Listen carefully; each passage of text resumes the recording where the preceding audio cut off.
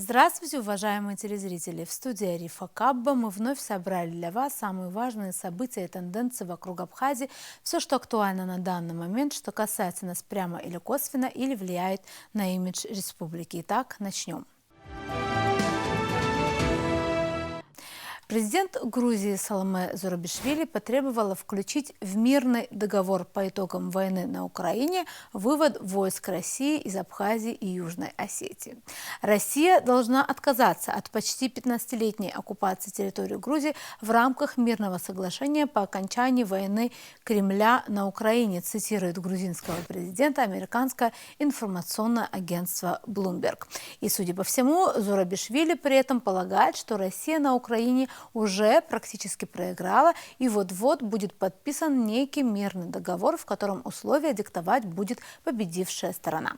Далее Зурабишвили выразила уверенность, что если Запад не будет требовать полного вывода Россией в кавычках оккупационных войск, то сделает еще одну большую ошибку, такую же большую, как в 2008 и 2014 годах, добавила президент Грузии. При этом напомним, что реальные власти Грузии, партия «Грузинская мечта» и ее правительство отказываются от предоставления военной помощи Киеву, и об открытии второго фронта в Абхазии и Южной Осетии речь вроде как тоже не идет. Микрофонной дипломатией Зурабишвили назвал эти высказывания грузинского президента посол по особым поручениям МИД Абхазии Кан Таня на своей странице в Facebook.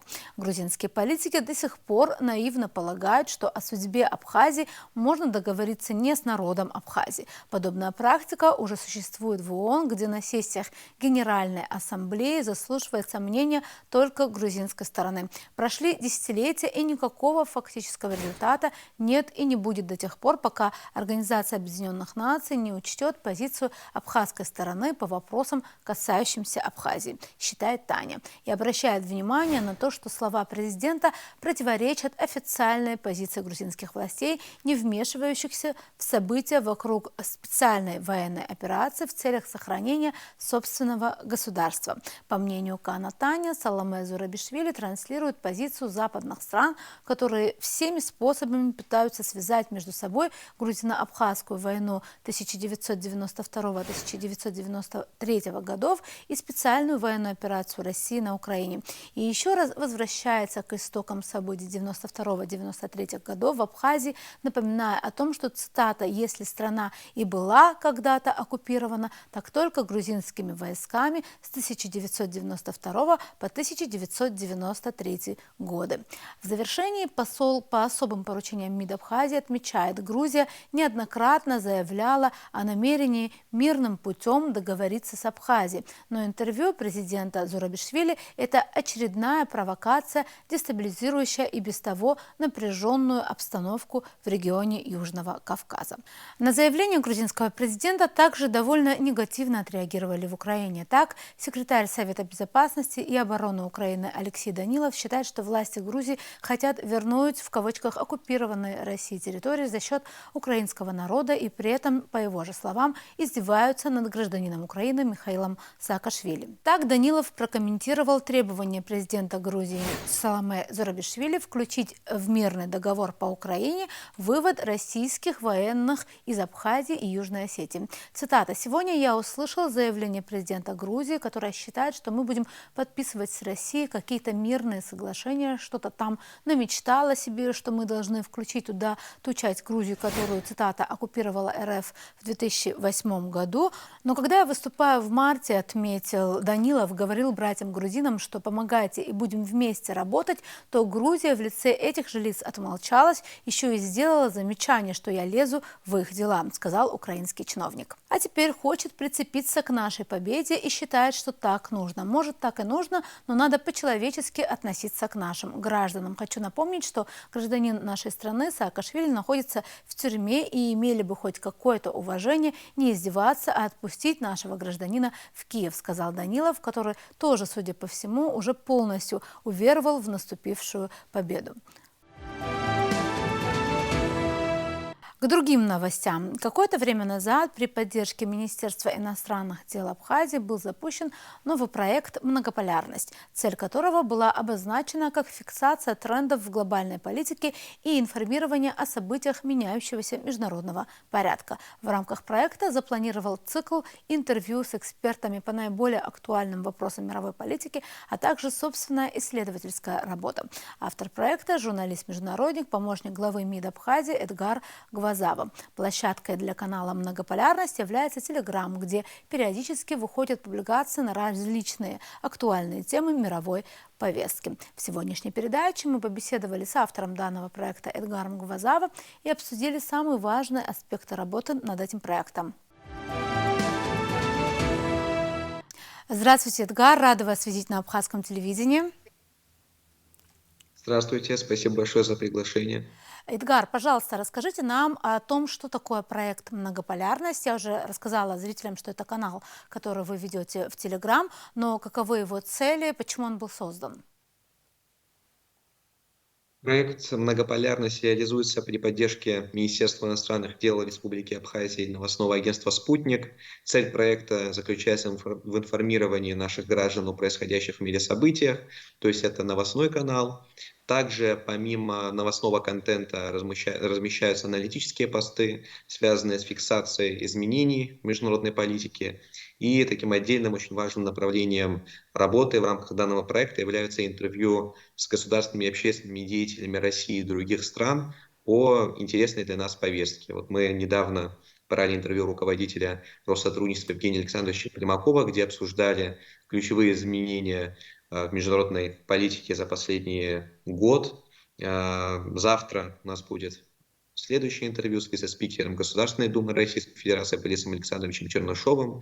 В рамках данного интервью мы планируем в большей степени сфокусироваться на процессах на постсоветском пространстве, ситуации на Украине, а также перспективах развития отношений с Республикой Абхазия. Эдгар, мы вас знаем, как много читали о вас, видели публикации, ваши в том числе, и аналитические какие-то статьи. Но скажите, пожалуйста, вот опыт интервьюирования для вас новый, как это все происходит, о чем, например, интересно вам рассказал Евгений Примаков, вот о чем была конкретно ваша беседа? Да, действительно, опыт интервьюирования для меня по факту формируется именно сейчас с данным проектом. С Евгением Александровичем мы обсуждали широкий круг вопросов, касающийся ситуации в отношениях между Россией с ее прежними партнерами, которые когда-то были наиболее важны для Москвы, в первую очередь, с экономической точки зрения. Речь идет об европейских странах. Обсуждали причины сложившегося в данном регионе кризиса, обсуждали приоритеты внешней политики России в странах ближнего, дальнего зарубежья. Также мы обсуждали особенности гуманитарной политики, которая реализуется Российской Федерацией. Евгений Александрович рассказывал о том, какие силы представляют наибольшую конкуренцию для федерального агентства в данной сфере.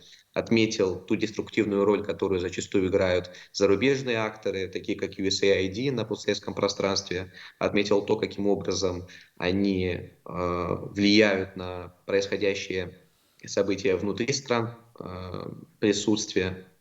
И поделился своим видением того, каким образом будет развиваться многополярный мир. В целом, как раз если говорить о причине, по которой мы назвали канал «Многополярность», как нам кажется, многополярность – это, пожалуй, ключевая тенденция, которая сейчас наблюдается в мировой политике. Во-первых, это та идея, которая продвигается наиболее активно ключевым стратегическим партнером Абхазии, Российской Федерации.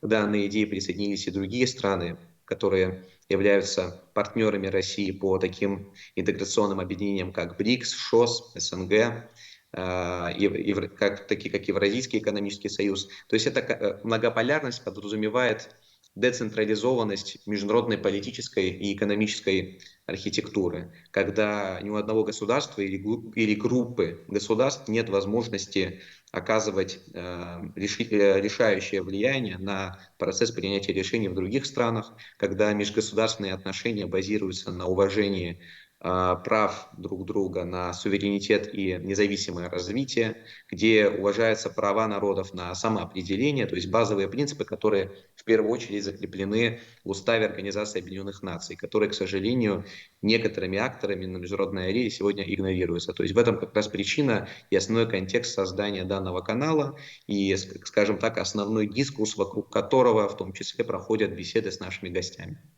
Хорошо, Эдгар, расскажите еще, пожалуйста, как вам кажется, кто ваша, скажем так, целевая аудитория, для кого в первую очередь предназначен этот канал, кому бы было полезно его читать и понимать, что происходит, интересоваться всем этим анализом? Это какая-то узкоспецифичная группа или какие-то другие люди, да, подразумеваются тут?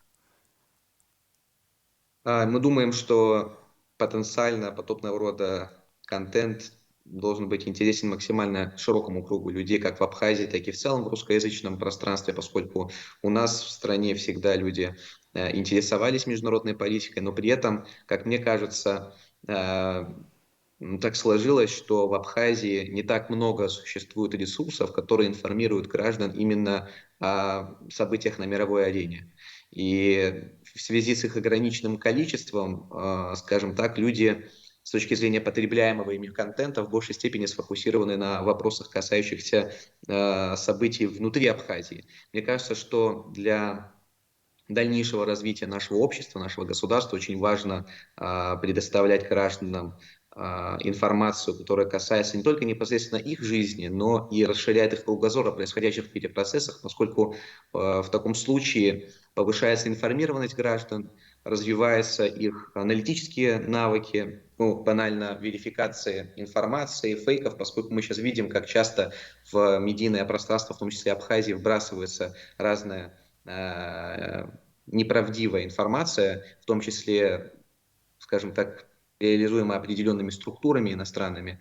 И мне кажется, что в такой ситуации необходимо информировать граждан через альтернативные источники и тем самым формировать более комплексную картину мира. Поэтому я думаю, что подобного рода контент должен быть интересен нашим гражданам и вообще в целом людям, которые интересуются тем, что происходит в мире. А вот интересно, сколько уже подписчиков, есть ли какие-то отзывы, есть ли, скажем так, постоянные читатели и потребители этой информации? Уже постоянные читатели и потребители есть, поскольку мы, знаете, как есть такое понятие, как там маркетинг без бюджета. Вот мы развиваем данный проект, не обладая широкими инструментариями SMM развития, к примеру, да, поскольку это упирается в первую очередь в значительное финансирование, поэтому мы ограничиваемся теми возможностями, которые у нас есть. Мы не покупаем ни у кого рекламу, то есть люди, которые подписываются на наш канал, это те, которым действительно это интересно, мы не накручиваем подписчиков, и мы стараемся за счет регулярности публикуемого нами контента и за счет подборки интересных тем сформировать действительно свою аудиторию, которая, во-первых, будет лояльна каналу, которая подписалась не случайно, которой действительно интересны те темы, которые мы поднимаем. Поэтому в целом мы на данном этапе довольны теми темпами, с которыми проект развивается, и думаем, что в случае продолжения системной работы со временем аудитория обязательно сформируется и будет достаточно весомой. Эдгар, большое спасибо, желаем удачи вашему каналу и будем следить и за всеми интервью, и за вашими статьями также. На этом сегодня все. Мы будем продолжать держать руку на пульсе событий. До новых встреч в эфире.